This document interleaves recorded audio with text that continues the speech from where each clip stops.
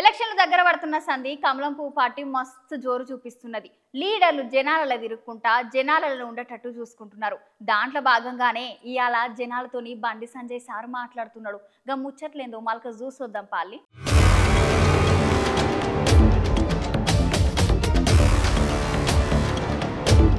ఎల్లచర్లు దగ్గర పడుతున్న సంది కమలపు పార్టీ మంచి జోరు మీద ఉన్నది. ఈసారి ఎట్లయినా తెలంగాణలో ఎక్కువ సీట్లు గెలుస్తామంటున్నారు బీజేపీ లీడర్లు. అందరు లీడర్లు ఎప్పటికీ జనాలలో ఉండుకుంటూ మంచి పేరు తెచ్చుకున్నారు. ఇవాళ సుద్ధా బండి సంజయ్ సార్ ప్రచారం కోసమని పోయి జనాలతోని మాట్లాడుతున్నాడు. సార్ మాటలు మీరు పాలినోర్రి.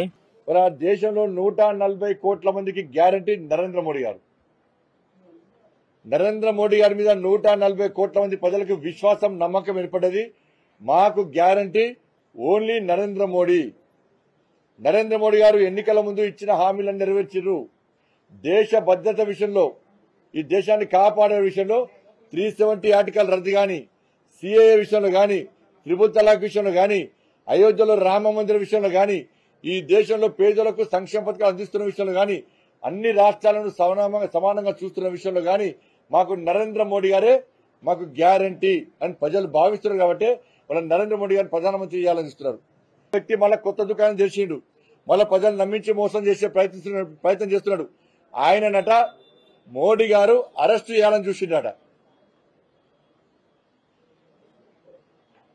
ఇలా అవినీతిని నరేంద్ర మోడీ గారి ప్రభుత్వం ఎట్టి పనులు సహించదు. ఇలా కేసీఆర్ కి ఎందుకు భయం పుట్టుకున్నది?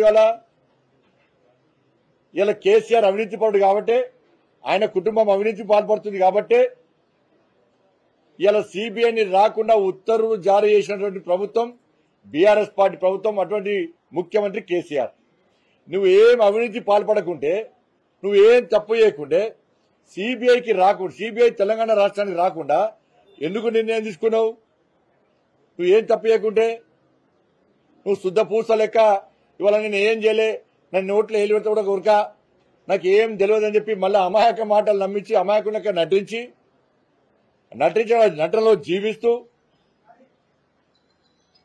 తెలంగాణ రాష్ట్ర రంపాన పెట్టి నీ కుటుంబం ఒక్కటి మాత్రం బాగుపడి మోసపూరితమైన మాటలు చెప్పి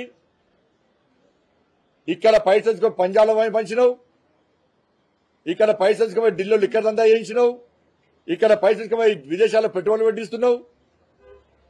ఇవాళ శుద్ధ పూర్తలకు వచ్చి మళ్ళీ మాయ మాటలు చెప్పి మోసపూరితమైన మాటలు చెప్తున్నావు. వాళ్ళు ఎట్లా నేను ప్రజలు నమ్మించి గొంతు కోసినటువంటి జాతిని నీ పార్టీ. ఇలా ఇద్దరు అభ్యర్థులు నీ వాళ్ళే, నీ నాన్నకి బొమ్మ పోస్తున్నా అంటారు. ఇద్దరు ఎవరు గెలిచినా ఒకటే నువ్వు అనుకుంటున్నావు, కానీ ఇద్దరికి డిపాజిట్లు రాకుండా ప్రజలు గుణపాఠం చెప్తున్న విషయాన్ని ఇంకా గుర్తిస్తలేవు.